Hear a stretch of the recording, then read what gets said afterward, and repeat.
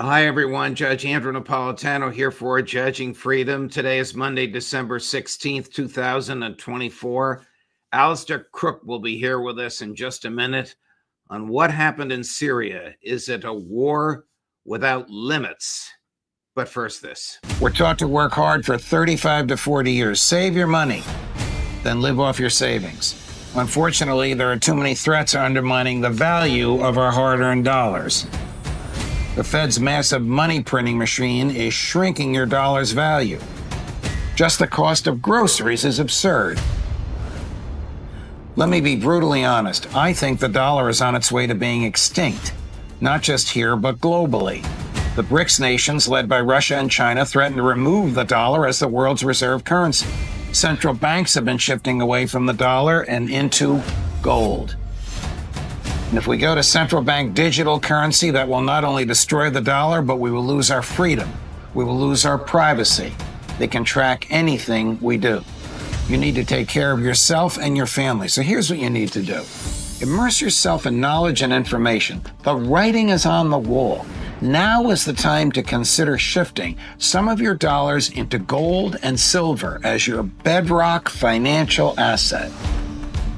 Call my friends at Lear Capital, the leader in precious metals, investing for over 27 years. They helped me diversify into gold and silver. They can help you too.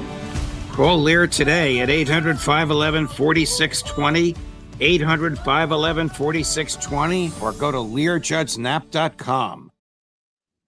Alastair Crooke, welcome here, my dear friend. And thank you for all the time you've spent with us, and thank you for helping us achieve our goal of 500,000 subscribers by Christmas time, which we achieved 2 weeks before Christmas last week. The events in Syria have been described as a takeover of the Syrian state by a terrorist group.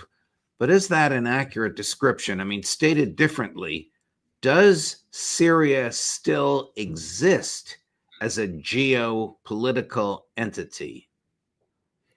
Well, first of all, let me just say a few words about what happened, how it happened in Syria and how it happened so rapidly. First of all, I think I've said before, the Syrian economy was completely collapsed under the influence of the Caesar sanctions on it. I mean, I've said to you that people were trying to get by on a few dollars a month. It was terrible. And Assad had felt for a long time he's got nothing to work with because the agricultural, the oil revenues were all taken by the Kurds in the northeast under American protection. And the industrial part, if you like, in Aleppo was being, squeezed off by the Turks. They'd actually taken some of the industry of Aleppo and just transferred it to Turkey at times. So he had nothing. He had very little. Anyway, what happened in Syria started off quite slowly, and then very fast. And what I mean by that was that it was apparent to Russia and to Iran that Assad was drifting away from supporting the resistance in Iran. He was deliberately obstructing Iran in many areas of their military operations in support of the resistance. And he was keeping his distance from Russia too. So the writing was on the wall for about 3 or 4 years that something was happening.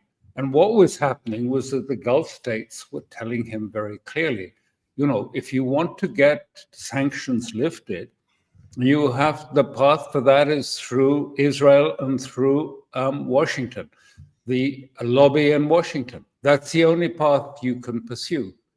And at the end, he decided to pursue that path. And that was at the end of this process. And another part of it was that Turkey was pushing and pushing for having a say in Syria, wanting to have, if you like, an Ottoman spoke in Syria's wheel.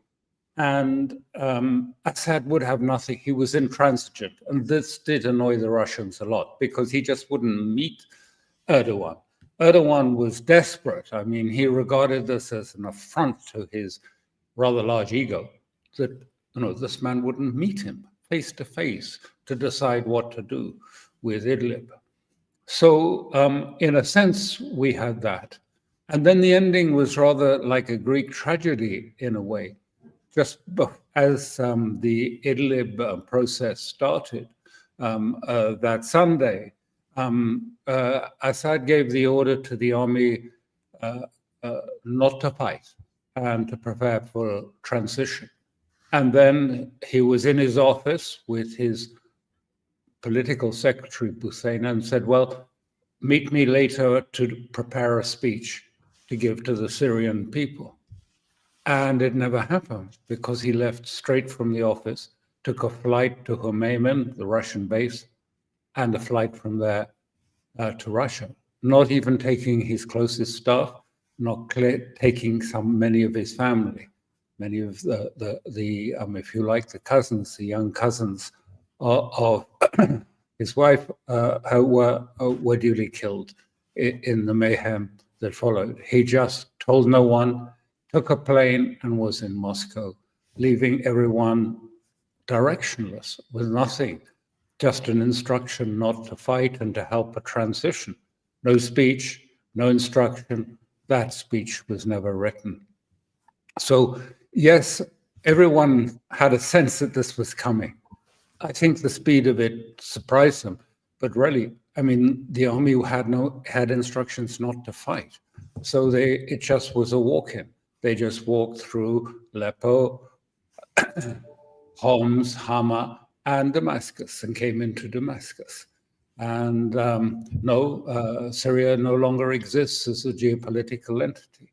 The civil war in the Turkish part in the east, and on the west, Israel has invaded, is taking more and more land. It is intent, it says, on establishing settlements, Israeli Jewish settlements in the Golan and that part of Syria. So there's only this little rump left, which is not controlled by Jilani at all. Is it possible to assess blame or credit to any one entity? I mean, Israel, the United States, Turkey, or is this just a perfect storm that caused his summary departure in the manner in which you described it? I think I think I've said before, Greek tragedy happens not because of one particular action. It's inevitable. It's going to happen because of the nature of the participants. It's their nature. It's their character. And they can't help themselves. And tragedy unfolds in this way. So I don't think you can put the blame. Iran was ready to help. Russia was very willing to help. I mean, they offered at one stage in 18 to re-equip and train the army because it was, it had no funding. Some of the units were non-existent. They existed on paper, but they didn't exist elsewhere. And the economy was really, there was nothing there. It had all been taken on one side or the other side. And all that was left, and this is what you're seeing playing out partly in the streets of Damascus, was the drug economy, the captagon, these drugs to which many in the Gulf states are addicted, was centered in Damascus and around the elites of Damascus. What you're seeing is it's not just, if you like, HTS on the streets, it's also the gangs, the drug gangs. They're on the streets too. They're trying to keep their control, their power against this newcomer. But it's complicated. Is there a government? Is there a central government to speak of in Syria? No. Are streets being cleaned? Is mail being delivered? Or is traffic being directed? Or is there no government at all? There's no government. This is being presented as there is a government. But, as I've mentioned before, HTS was a very small fragment of the militants of Idlib who eventually took over. Nearly a third of them were not even Syrian, but were professional jihadis who'd come in from Central Asia, and the Uyghurs from China and elsewhere. I mean, they didn't even speak Arabic, and people couldn't understand what they are saying. And then it's not just HTS, because the HTS is an umbrella for several other jihadist organizations who oppose Jilani, who don't like and contest the fact that he's trying to take command. They haven't given him command, and they didn't like it in Idlib, and they don't like him taking command now, and they contest it. And there will be faction fighting flowing from this. But I would say the other thing that is important for your viewers and listeners to understand is that Syria was a secular state. It was the secular Arab state from 49. There was a debate in Syria at that period. Are we a Muslim nation or are we a secular? And the debate resolved on being a secular society based on the French, if you like, legal and administrative system. It was entirely secular. It became more secular in their connection with Nasser of Egypt and with the Egyptian party and the secularism that existed, the Arab socialist secular world. And so there is a very strong element of secularism. And now suddenly Jilani and the HTS have imposed Sharia law on the state. And they've said, you know, the justices will follow. All the women judges, who are about 40, I think, have been dismissed because you don't have women judges under Sharia. It's forbidden. And this is the government. So it's a tiny little veneer that the Turks and the Americans have set up. The Americans started this with HTS. I mean, you can see Ambassador Jeffries talking about it in 21, when he said, you know, we don't touch HTS, we don't hit them, we keep them, we tell them, you know, you're very important. They've been cultivating this for years. And the purpose was clear. They say it, and Jeffries put it, that Syria has been seen always in America as the strategic pivot for American control over the region, over the Middle East and its oil supplies. And so it was always seen that Syria was a strategic, if you like, pivot. And equally, it was a strategic pivot for Iran and for the Palestinians. Sheikh Hassan Nasrallah, the former head of Hezbollah, said very clearly, and he said this bluntly, and he said, without Syria, there is no Palestine. Full stop. That was Hassan Nasrallah of Hezbollah. So for both sides saw this as a strategic pivot. But I was going to say that, you know, and it's going to be, what happens is complicated. They've tried to present this person as a sort of gentrified jihadist. The Americans have been riding this tiger for a decade of trying to use ISIS for, if you like, strategic purposes, to create the pivotal change that will pull the rug from under Syria and turn it into an opportunity to control the Middle East. And they've used Turkey for this. But please recall that Erdogan and Turkey also is half secular. Yes, there's a lot of it. It is technically an Ottoman remnant. It is an Ottoman structure. But when you get away from Anatolia and these very rigid, narrow, rural, conservative, Sunni Anatolians, you go to Istanbul and you go to other cities in Turkey, they are very contemporary. They are very, you know, modern, if you like, in using that, misusing that word. And Erdogan has always had two faces, one facing this very old-fashioned, rather restrictive Muslim Brotherhood constituency of Anatolia, and then also towards presenting himself as a successor to the great leader, the founder of Turkey, which was a secular founder of Turkey. And at the last election, he lost the last election in terms of popular majority. He won the election, but he didn't win the popular vote. That went against him. If Syria effectively, as a geopolitical entity and as a central government, no longer exists, why are Turkey and Israel bombing, continuing to bomb, and what are they bombing? They're just simply, raining down destruction on Syria. They're determined to make it completely demilitarized, not even a state infrastructure. They're bombing the ports, they're bombing all of the air defenses, all of the military bases.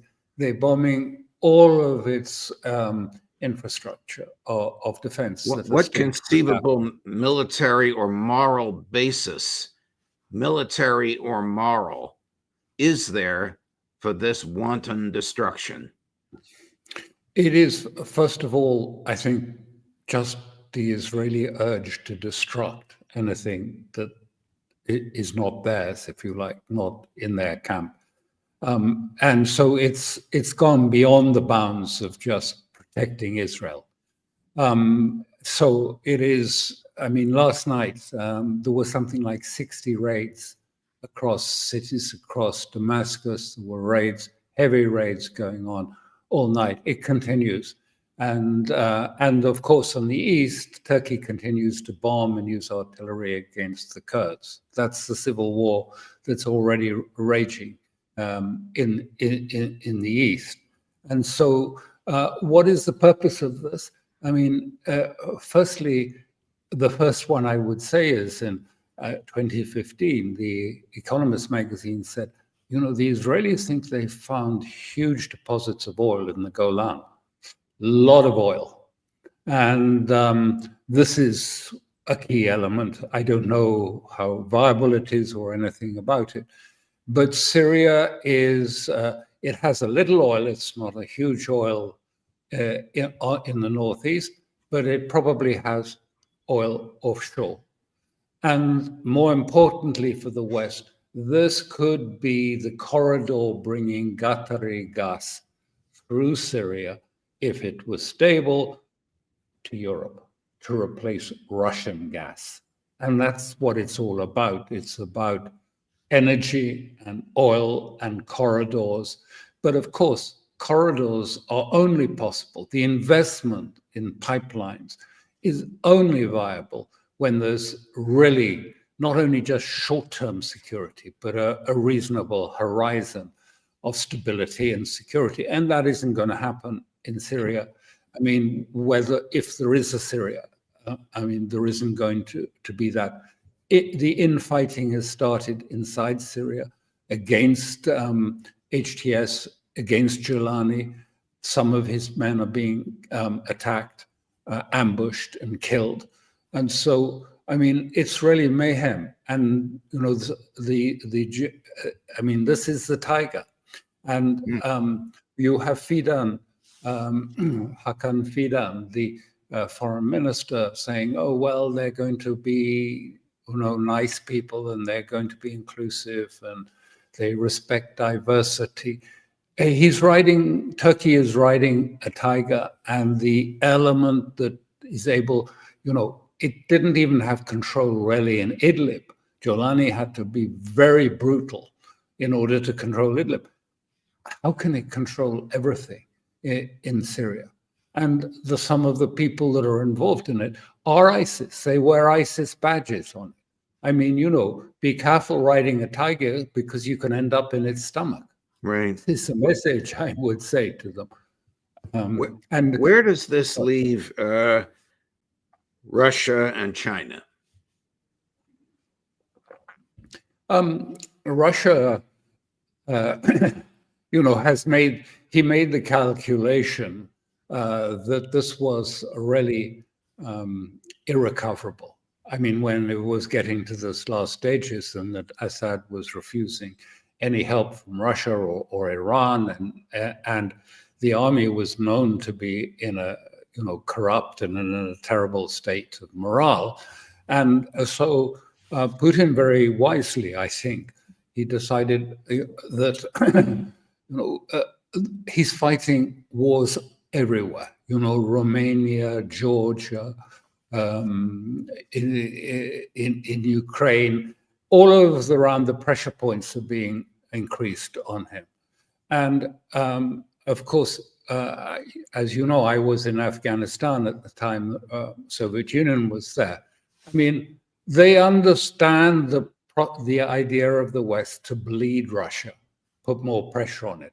And if you they took one look at what was going to happen in Syria, if Assad was just an irrecoverable person as a leader, they could see, this will spread. It may spread to Jordan. There is going to be a war, possibly in the Golan in the West. There is already a civil war with the American-supported Kurds against the Turkish-supported Kurds. Erdogan is absolutely adamant to crush completely any Kurdish, if you like, autonomy in the East.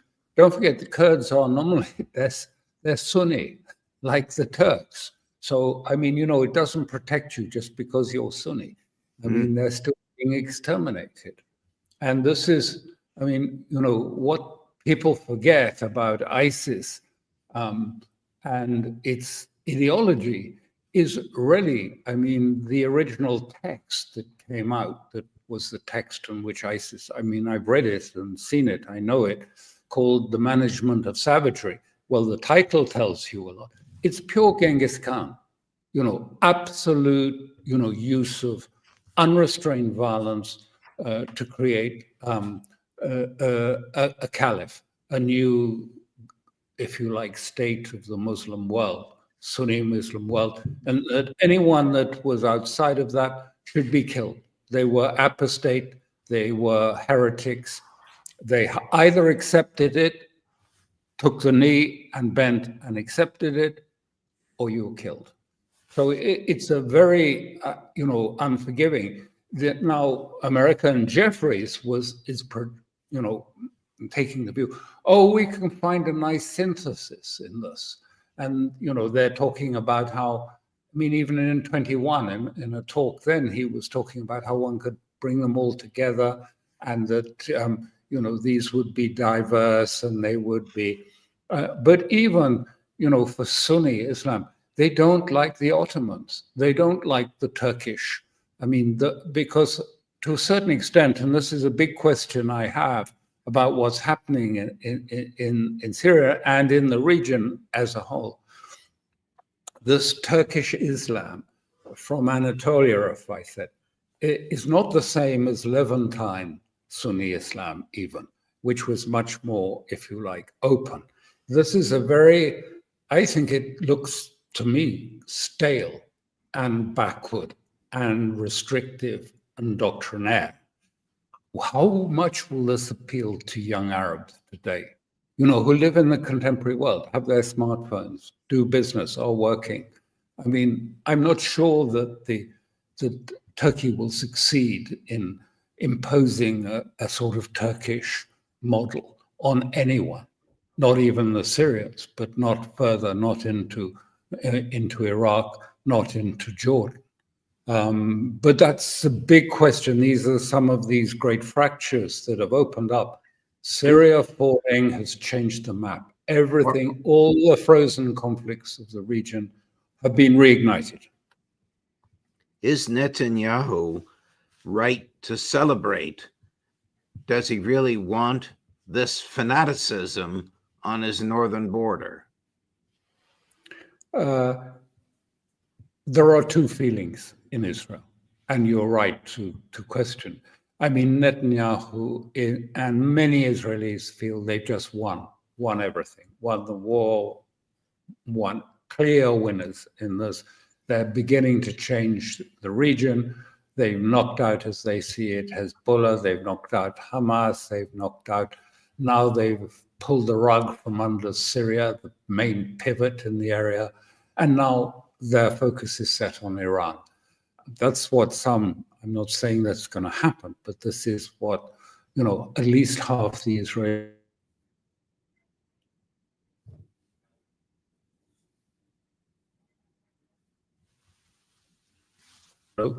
Benny Gantz has just been saying, Benny Gantz, the former defense secretary, has just been saying, look, now that this is over in Syria, Israel is going to be turning towards its own civil war. I mean, the tensions in Israel haven't been resolved. Right. Can the destruction of Syria be viewed as just one step in the long march for Western dominance over the assets of the Middle East? Or look at this.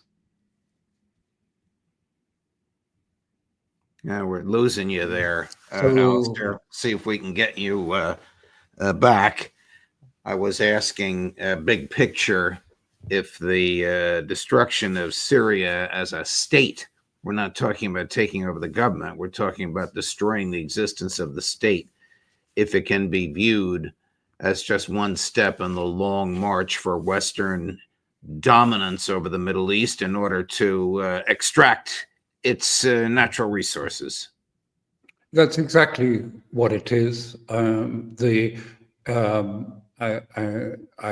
United States is following in the pattern of the Great Britain in this imperial element of taking the resources. It's now become different. It used to be about, if you like, this was the effective fuel for the British Navy. They wanted oil instead of coal. But now we've moved to a new thing. The West has got a mountain of debt, and it needs a new collateral.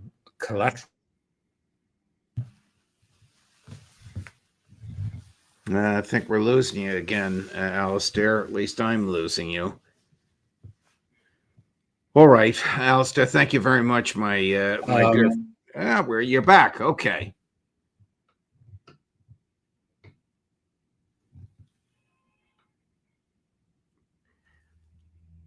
All right, Alastair, we have lost you. Thank you very much for your time today, and of course for your analysis. Deeply and profoundly appreciated. Coming up later today, Ray McGovern at 10 this morning, Larry Johnson at 11 this morning, Pepe Escobar at noon, Kevork Almasian, a new guest whom I think you will enjoy listening to, a Syrian exile, at 1 this afternoon, and at 4 this afternoon, Chief Dennis Fritz. Judge Napolitano for Judging Freedom.